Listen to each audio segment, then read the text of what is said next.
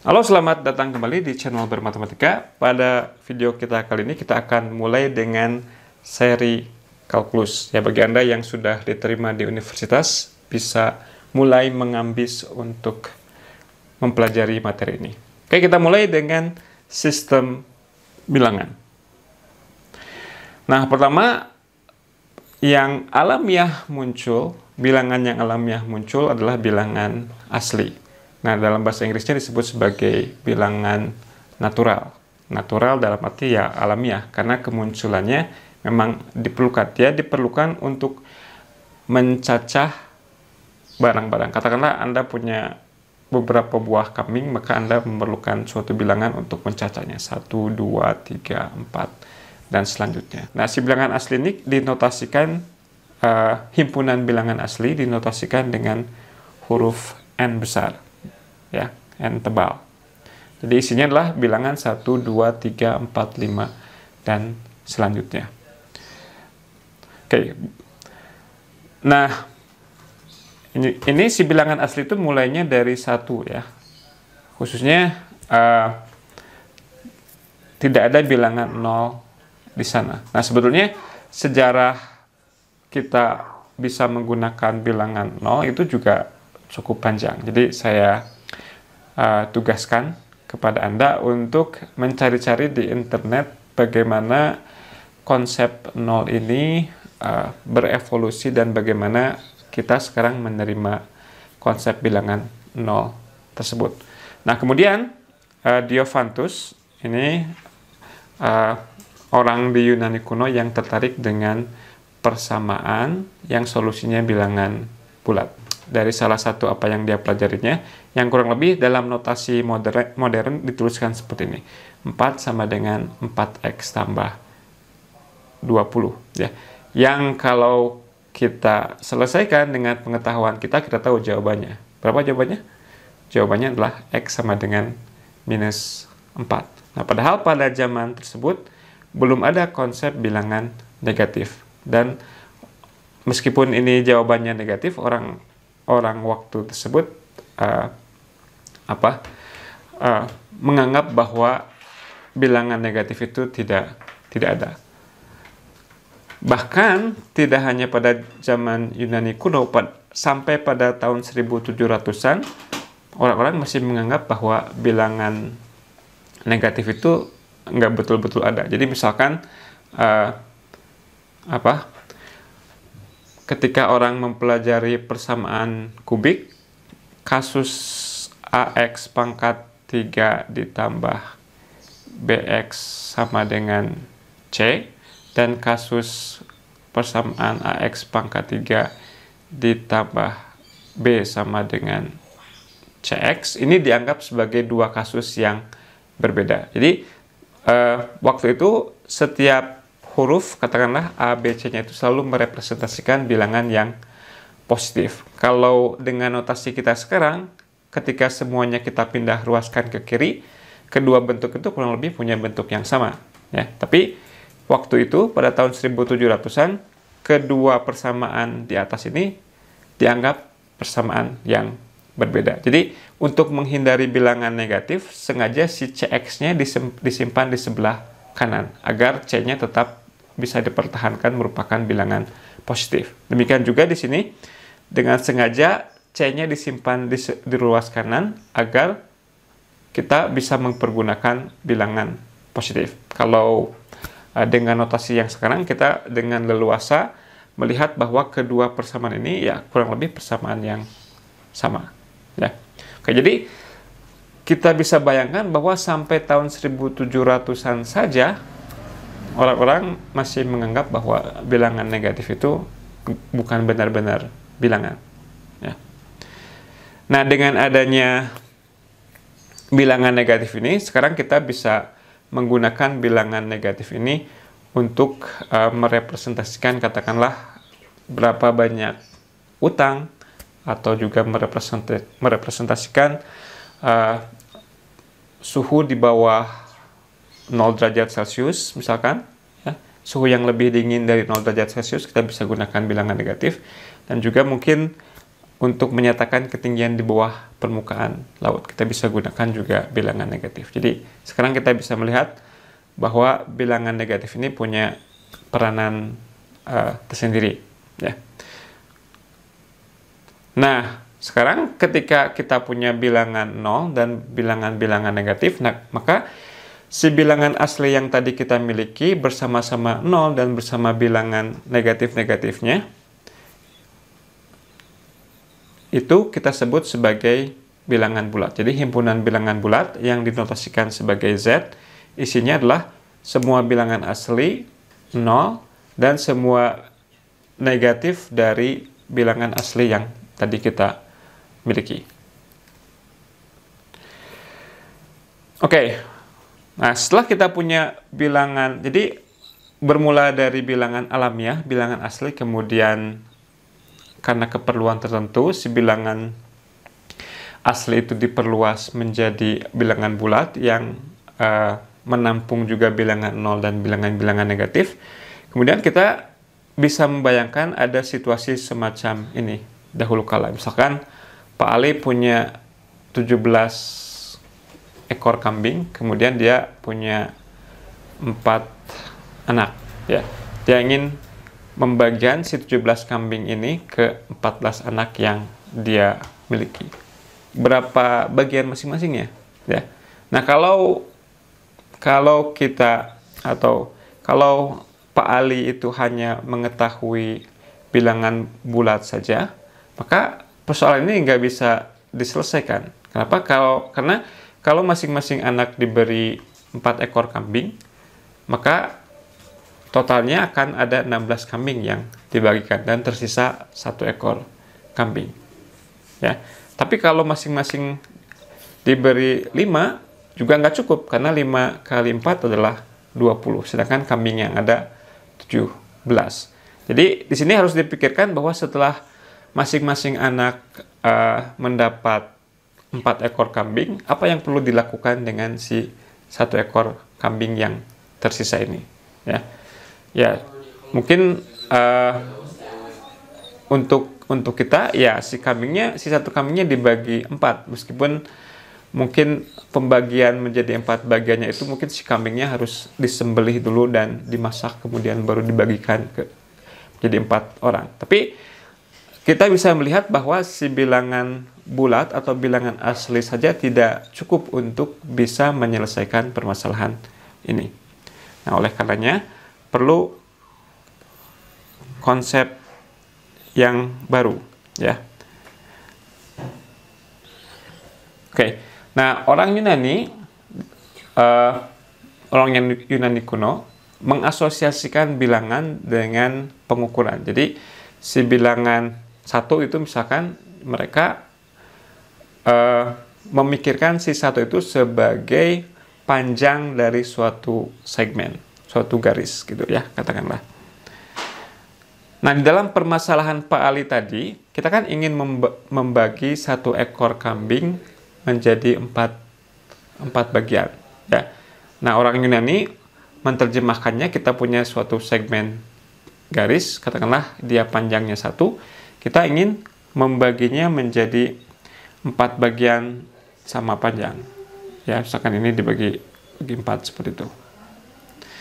Nah, kemudian si salah satu bagian ini kita bilang sebagai bilangan 1/4. Kan tadi mula-mulanya kita nggak punya bilangan lain selain bilangan bulat. Nah, dengan ekspresi ini kita memperkenalkan suatu bilangan baru, bilangan 1/n. Jadi kalau kita punya satu segmen garis, panjangnya 1, dibagi menjadi n bagian sama besar, maka si salah satu bagian tersebut panjangnya kita bilang sebagai bilangan 1/n. Ya. Nah, orang Yunani sudah tahu bagaimana cara mendapatkan bilangan si 1/n ini secara geometris. Jadi ini yang mereka lakukan. Katakanlah mereka punya segmen garis AB ini nih, ya. Punya segmen garis AB yang ingin dibagi menjadi 4 bagian sama besar. Nah, bagaimana cara mereka melakukannya? Pertama, mereka membuat garis yang lain, katakanlah AC ini, ya. si garis AC ini tidak berimpit dengan AB. Jadi boleh seperti apa saja asalkan AC-nya tidak berimpit dengan AB. Nah, kemudian pada AC mula-mula dengan titik pusat di A dibuat suatu lingkaran ya. Jadi lingkaran yang ini yang merah, mungkin tidak terlalu jelas warna merahnya, dibuat lingkaran ini ya dengan menggunakan jangka.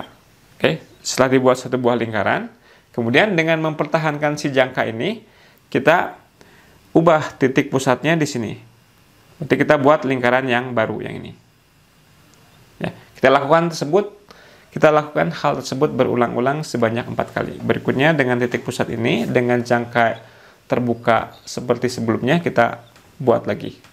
Kemudian buat satu lagi. Jadi kita punya tepat 4 buah lingkaran yang sama besar. Nah, dari titik yang terakhir kemudian dibuat suatu garis lurus menghubungkan titik yang terakhir ini dengan titik B.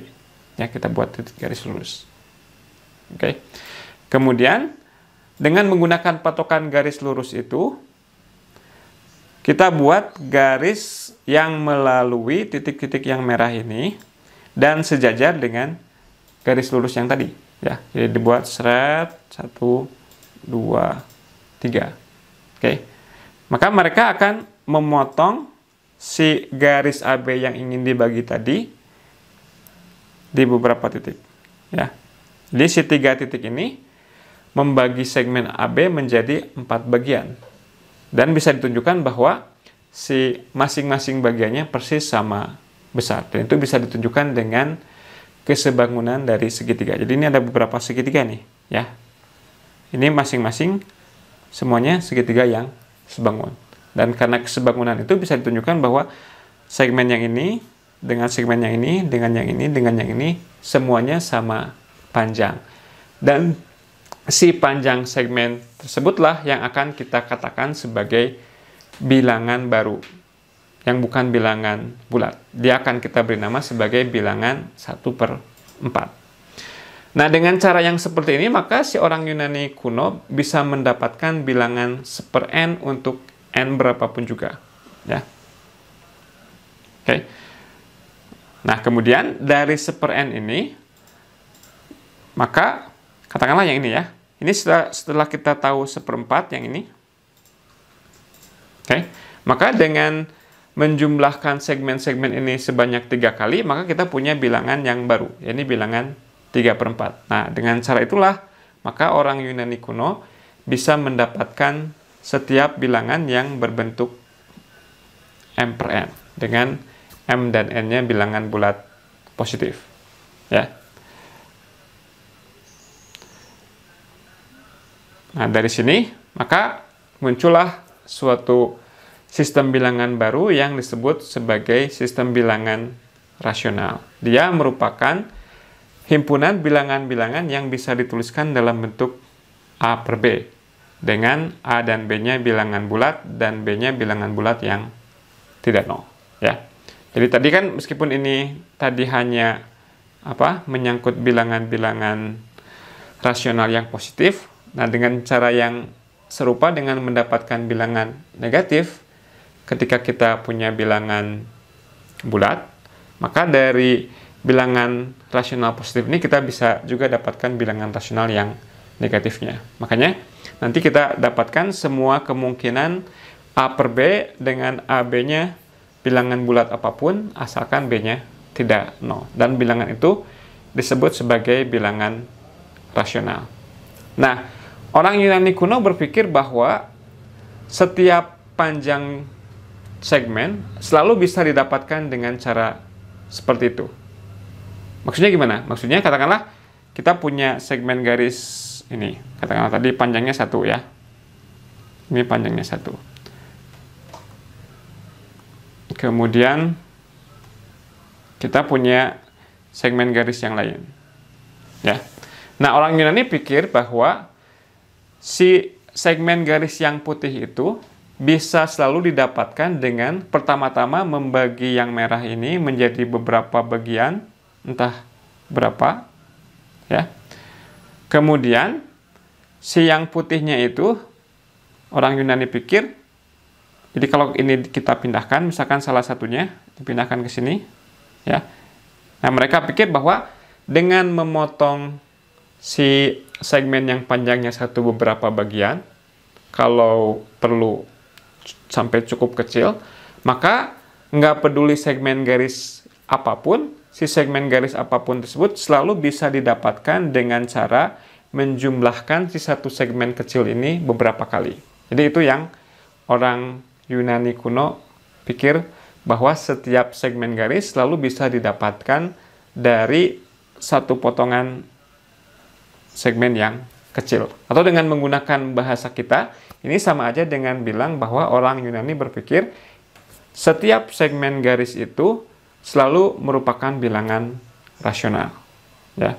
Karena agar bisa dituliskan seperti ini, maka si segmen yang putih itu haruslah penjumlahan 1/n sebanyak beberapa kali. Atau dengan kata lain, si panjang segmen yang putih itu merupakan bilangan rasional.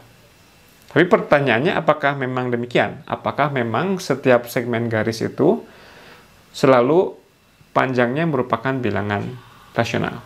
Ya. Nah, ternyata hal tersebut tidak benar. Ya. Nah, waktu itu orang Yunani sudah mengetahui hukum Pitagoras. Jadi kalau kita punya segitiga siku-siku, maka berlaku A kuadrat tambah B kuadrat sama dengan C kuadrat. Oke. Nah, kalau kita tinjau segitiga siku-siku yang spesial, ya, yakni yang dua kakinya masing-masing panjangnya 1 dan sisi miringnya adalah panjangnya R. Maka menurut Pitagoras apa yang harus terjadi? Yang harus terjadi adalah R kuadrat sama dengan 1 kuadrat tambah 1 kuadrat. Jadi R kuadrat sama dengan 2. Ingat, orang Yunani pikir bahwa setiap segmen garis itu panjangnya rasional. Berarti menurut pikiran orang Yunani waktu itu, ada bilangan rasional yang kuadratnya sama dengan 2. Ya. Nah, legenda mengatakan bahwa Hippasus berhasil menunjukkan bahwa tidak ada bilangan rasional yang memenuhi kuadratnya sama dengan 2. Ya. Nah, hal ini membuat para murid-murid Pitagoras, jadi waktu itu Pitagoras semacam punya sekolah gitu, punya banyak pengikut. Mereka berpikir bahwa Hippasus ini sudah melakukan pelanggaran dan mengetahui apa yang seharusnya tidak diketahui. Hanya dewa saja yang harus tahu tentang hal ini. Jadi mereka merasa terganggu dengan penemuan Hippasus ini. Kemudian Hippasus ini ditenggelamkan, ya, dibunuh. Nah, sekarang kita akan tunjukkan bahwa memang tidak ada bilangan rasional yang kuadratnya sama dengan 2. Ya. Dan ini akan merupakan teorema pertama yang Anda akan lihat di kehidupan kampus Anda untuk yang pertama kalinya. Jadi bunyi teoremanya adalah seperti ini. Bahwa tidak ada bilangan rasional R yang memenuhi R kuadrat sama dengan 2. Jadi bukti, andaikan ada nih, ya. Kalau ada ternyata nanti akan ada sesuatu yang buruk yang terjadi, ya. Bukan buruk sih, tapi ada pertentangan dengan sesuatu yang sudah kita ketahui kebenarannya. Oke, andaikan ada bilangan rasional, kita tuliskan dalam bentuk P per Q, sehingga P per Q kuadratnya sama dengan 2, ya. Maka dengan penyederhanaan bisa kita tuliskan P kuadrat sama dengan 2Q kuadrat. Nah, di sini ini perlu penekanan, nanti akan dituliskan di sebelah atas bahwa si P per Q-nya ini, kalau kita punya bilangan rasional, kita bisa selalu menyederhanakan ke dalam bentuk yang paling sederhana. Jadi kita asumsikan bahwa P dan Q yang memenuhi P per Q kuadrat sama dengan 2 itu, keduanya tidak mempunyai faktor persekutuan bersama selain 1. Jadi kalau masih punya, katakanlah misalkan seperti 6/10, ya. 6 dan 10 masing-masing habis dibagi 2. kita masih bisa sederhanakan dia menjadi 3/5. 3/5 sudah nggak punya faktor bersama lain selain 1. Nah, jadi si P per Q-nya itu sudah dituliskan dalam bentuk yang paling sederhana, yang tidak memiliki faktor persekutuan bersama yang lebih besar dari 1. Oke, jadi di sini kita punya P kuadrat sama dengan 2Q kuadrat. Kalau kita lihat, P kuadrat itu merupakan kelipatan 2. Atau dengan kata lain, P kuadrat itu merupakan bilangan genap. Ya.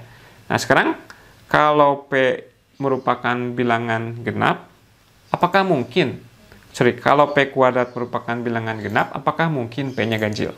Ya, kita akan lihat.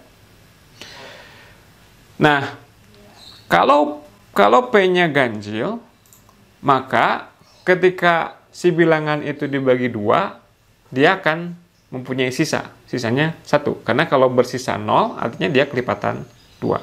Oke, jadi kalau P ganjil, si P-nya bisa dituliskan sebagai 2 kali sesuatu ditambahkan dengan sisanya 1 untuk suatu K. Ya.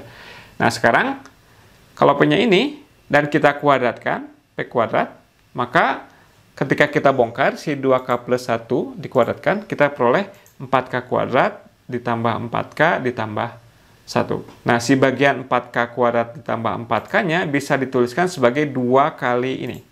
2 dikali 2 kuadrat ditambah 2K. Kita bisa cek ya, 2 kali 2K kuadrat adalah 4K kuadrat. Kemudian 2 dikali 2K adalah 4K. Nah, tapi penulisan ini mengatakan apa? Dia mengatakan bahwa si P kuadratnya itu merupakan kelipatan 2 plus suatu sisa, yang sisanya 1. Berarti apa dong? Berarti P kuadratnya ganjil. Nah, padahal kan tadi kita tahu bahwa P kuadratnya genap. Nah, pertentangan ini diakibatkan oleh apa? Kontradiksi ini diakibatkan oleh pemisalan bahwa P-nya ganjil. Jadi, kalau P-nya ganjil, kita akan mendapatkan sesuatu yang bertentangan dengan apa yang sudah kita ketahui. Berarti apa konsekuensinya? Konsekuensinya, si P-nya nggak mungkin ganjil. Karena kalau P-nya ganjil, nanti akan terjadi permasalahan, akan terjadi pertentangan.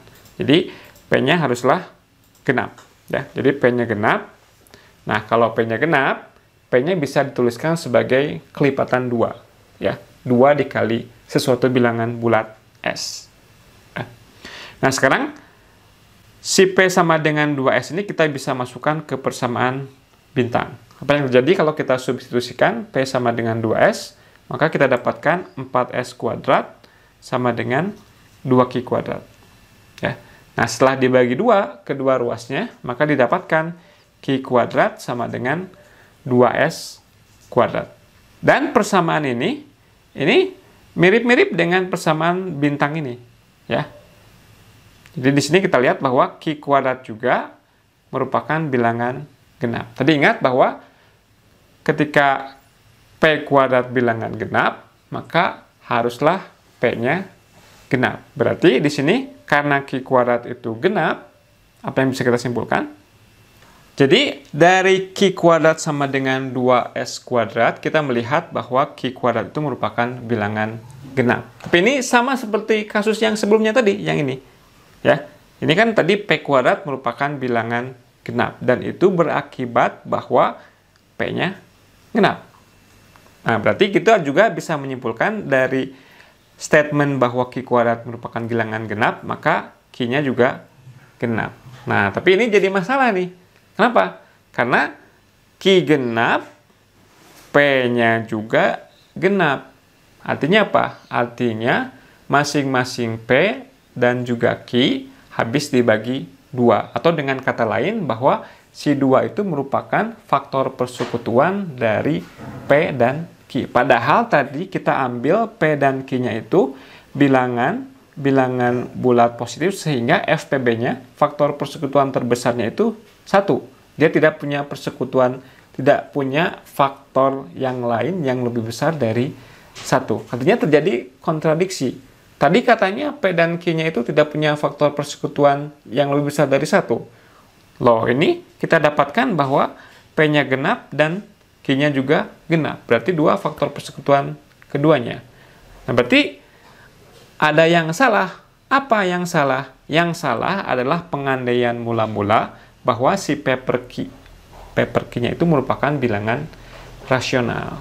Jadi, kalau paper key-nya bilangan rasional, itu akan mengakibatkan suatu pertentangan. Katanya begini, tapi katanya yang lain lagi. Katanya P dan Q-nya tidak punya faktor sekutu lebih besar dari 1, tapi ternyata P dan Q-nya punya faktor persekutuan 2. Ya. Jadi, pengandaian P per Q bilangan rasional mengakibatkan suatu kontradiksi. Oleh karenanya, nggak mungkin si P per Q-nya itu bilangan rasional.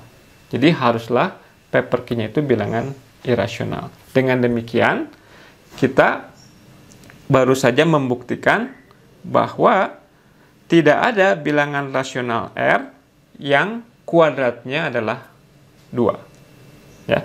Nah, ini untuk PR Anda bisa coba tunjukkan bahwa tidak ada bilangan rasional R yang kuadratnya sama dengan 3.